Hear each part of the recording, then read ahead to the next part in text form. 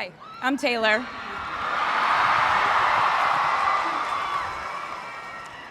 Last time I was in a stadium this size, I was dancing in heels and wearing a glittery leotard. This outfit is much more comfortable. I would like to say a huge thank you to NYU's Chairman of the Board of Trustees, Bill Berkeley, and all the trustees and members of the board, NYU's President Andrew Hamilton, Provost Catherine Fleming, and the faculty and alumni here today who have made this day possible. I feel so proud to share this day with my fellow honorees, Susan Hockfield and Felix Matos Rodriguez, who humble me with the ways they improve our world with their work. As for me, I'm 90% sure the main reason I'm here is because I have a song called 22.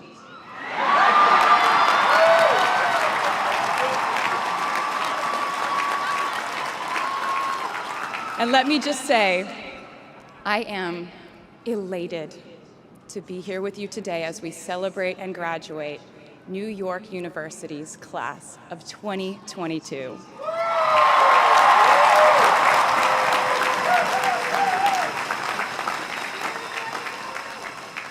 Not a single one of us here today has done it alone. We are each a patchwork quilt of those who have loved us, those who have believed in our futures, those who showed us empathy and kindness, or told us the truth, even when it wasn't easy to hear. Those who told us we could do it when there was absolutely no proof of that. Someone read stories to you and taught you to dream and offered up some moral code of right and wrong for you to try and live by. Someone tried their best to explain every concept in this insanely complex world to the child that was you as you asked a bazillion questions like, how does the moon work? And why can we eat salad but not grass? And maybe they didn't do it perfectly. No one ever can. Maybe they aren't with us anymore. In that case, I hope you'll remember them today. If they are in this stadium, I hope you'll find your own way to express your gratitude for all the steps and missteps that have led us to this common destination.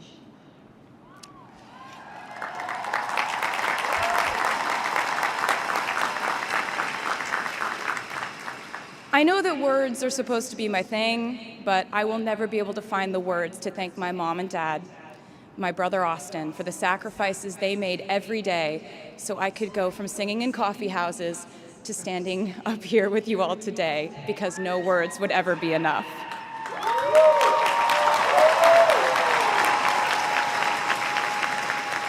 To all the incredible parents, family members, mentors, teachers, allies, friends, and loved ones here today who have supported these students in their pursuit of educational enrichment, let me say to you now, welcome to New York.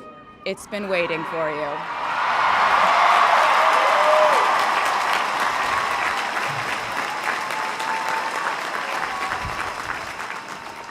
I'd like to thank NYU for making me, technically, on paper at least, a doctor.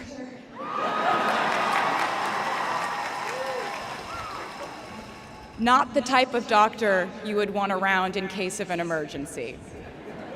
Unless your specific emergency was that you desperately needed to hear a song with a catchy hook and an intensely cathartic bridge section.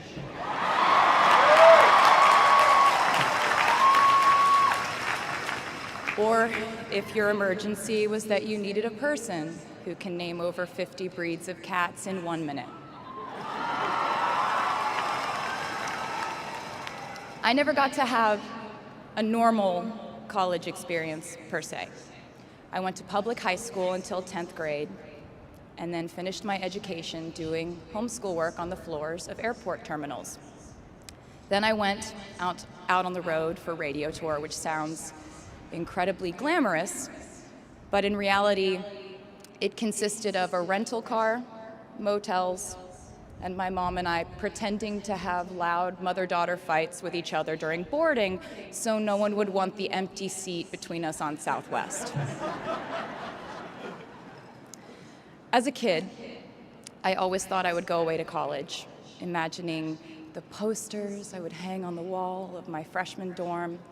I even set the ending of my music video for my song Love Story at my fantasy imaginary college, where I meet a male model reading a book on the grass, and with one single glance, we realized we had been in love in our past lives.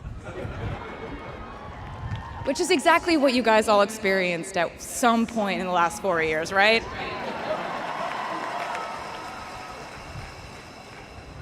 But I really can't complain about not having a normal college experience to you, because you went to NYU during a global pandemic, being essentially locked into your dorms and having to do classes over Zoom. Everyone in college during normal times stresses about test scores. But on top of that, you also had to pass like 1,000 COVID tests. I imagine the idea of a normal college experience was all you wanted too. But in this case, you and I both learned that you don't always get all the things in the bag that you selected from the menu in the delivery service that is life. You get what you get. And as I would like to say to you wholeheartedly, you should be very proud of what you've done with it. Today, you leave New York University and then go out into the world searching what's next. And so will I.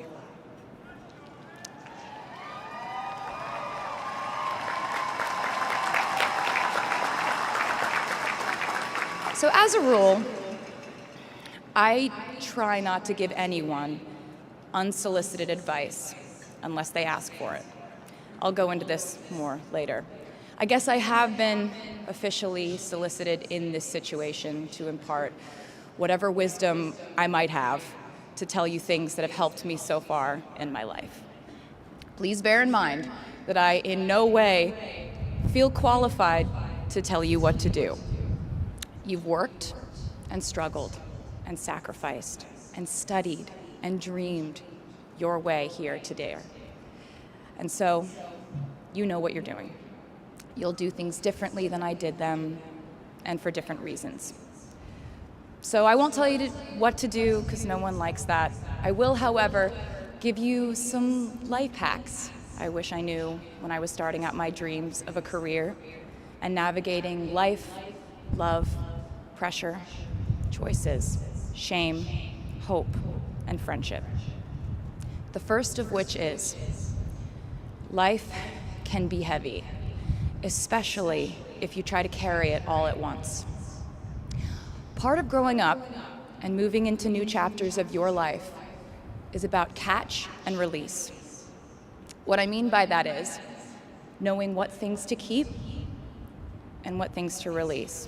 You can't carry all things, all grudges, all updates on your ex, all enviable promotions your school bully got at the hedge fund his uncle started.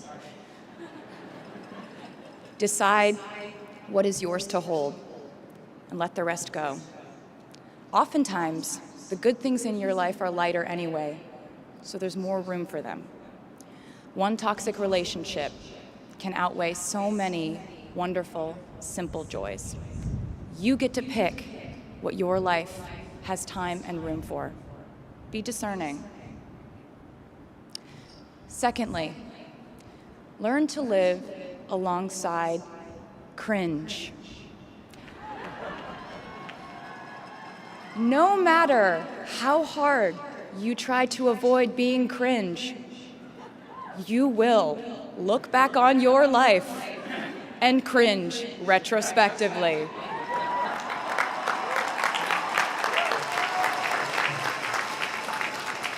Cringe is unavoidable over a lifetime.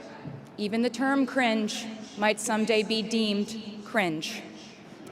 I promise you, you're probably doing or wearing something right now that you will look back on later and find revolting and hilarious. You can't avoid it, so don't try to. For example, I had a phase where, for the entirety of 2012, I dressed like a 1950s housewife.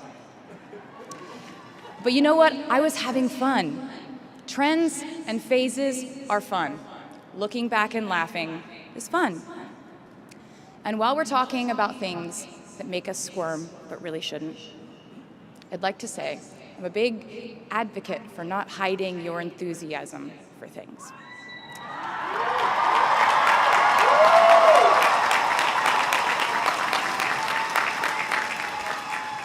It seems to me that there is a false stigma around eagerness in our culture of unbothered ambivalence.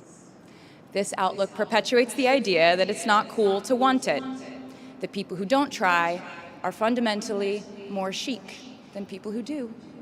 And I wouldn't know because I've been a lot of things, but I've never been an expert on chic, but I'm the one who's up here, so you have to listen to me when I say this. Never be ashamed of trying. Effortlessness is a myth. The people who wanted it the least were the ones I wanted to date and be friends with in high school. The people who want it the most are the people I now hire to work for my company.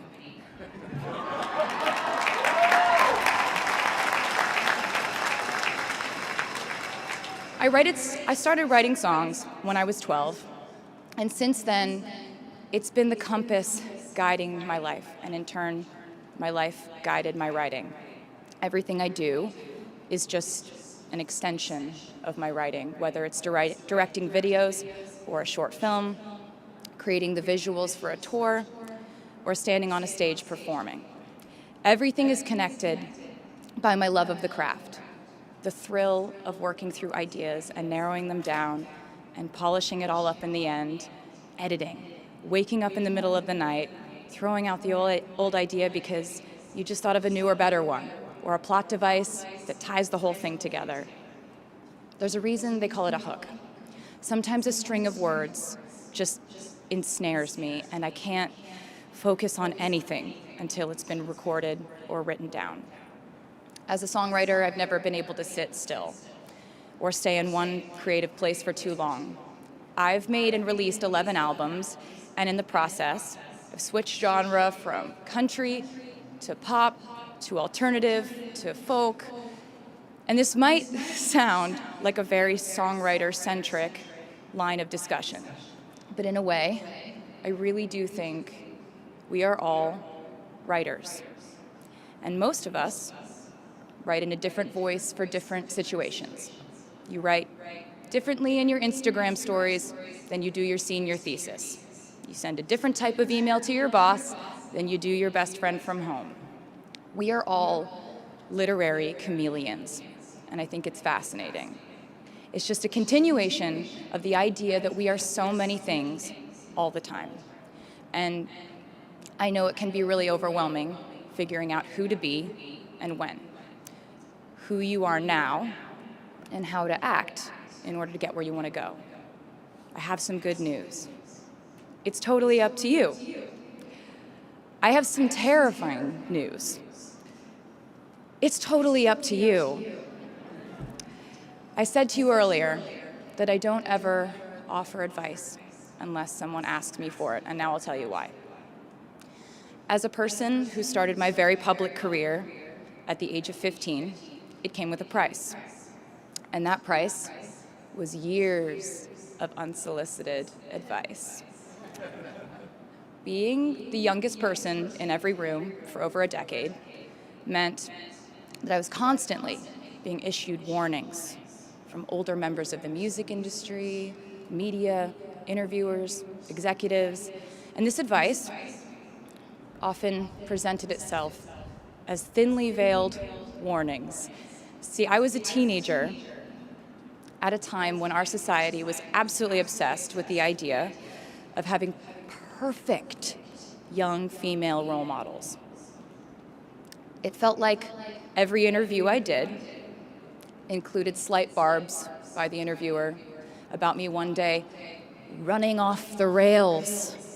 And that meant a different thing to every person who said it to me. So I became a young adult while being fed the message that if I didn't make any mistakes, all the children of America would grow up to be perfect angels. However, if I did slip up, the entire earth would fall off its axis, and it would be entirely my fault, and I would go to pop star jail forever and ever. It was all centered around the idea that mistakes equal failure, and ultimately, the loss of any chance at a happy or rewarding life. This has not been my experience. My experience has been that my mistakes led to the best things in my life. And being embarrassed when you mess up, it's part of the human experience. Getting back up, dusting yourself off, and seeing who still wants to hang out with you afterward and laugh about it, that's a gift.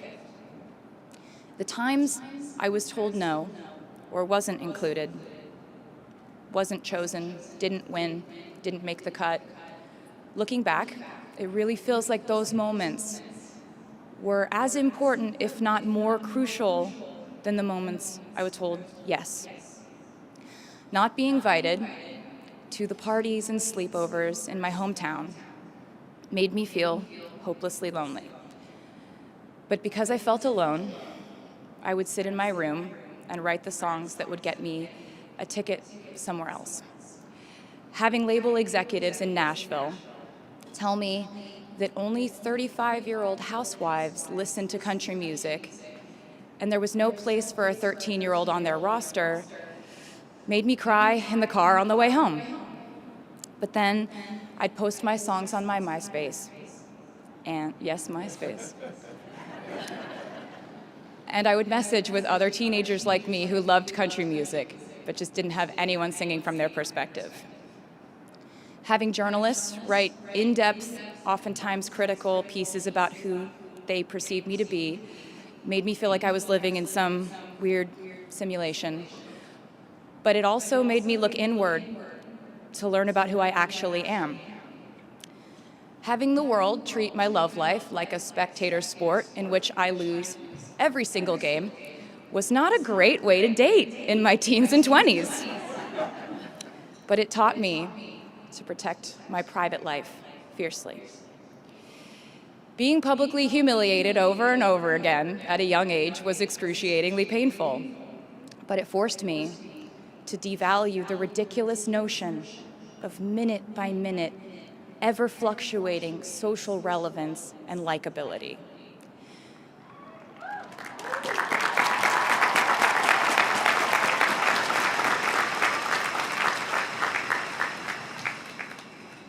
Getting canceled on the internet and nearly losing my career gave me an excellent knowledge of all the types of wine.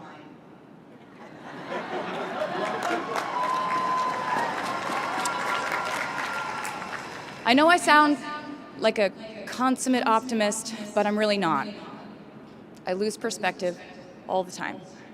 Sometimes everything just feels completely pointless.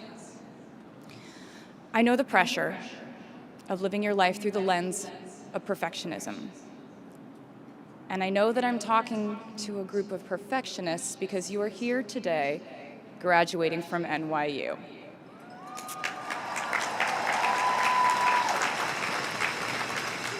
So this might be hard for you to hear. In your life, you will inevitably misspeak, trust the wrong person, underreact, overreact, hurt the people who didn't deserve it, overthink, not think at all, self-sabotage, create a reality where only your experience exists, ruin perfectly good moments for yourself and others, deny any wrongdoing, not take the steps to make it right, feel very guilty, let the guilt eat at you, hit rock bottom, finally address the pain you caused, try to do better next time, rinse, repeat.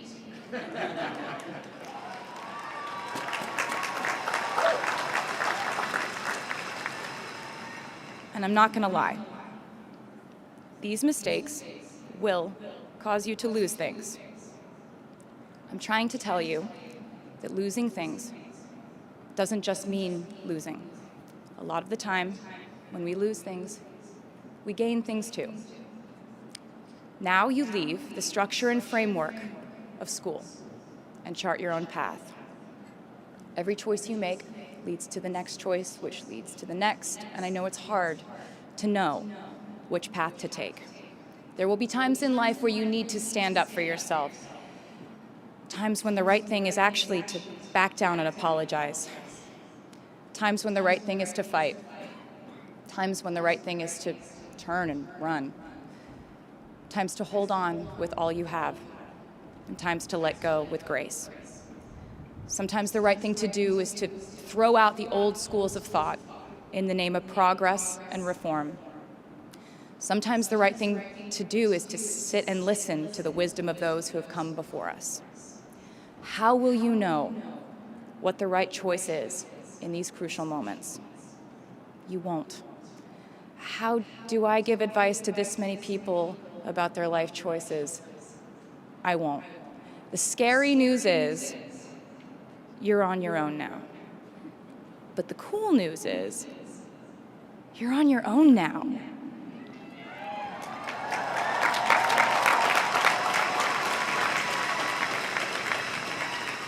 I leave you with this. We are led by our gut instincts, our intuition, our desires and fears, our scars and our dreams.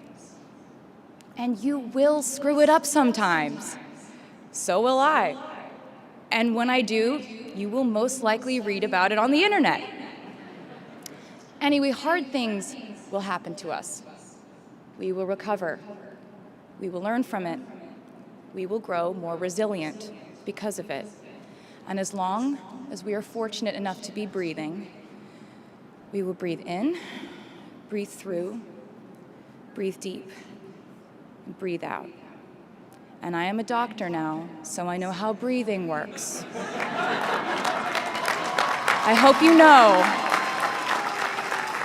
how proud I am to share this day with you. We're doing this together, so let's just keep dancing like we're the class of 22.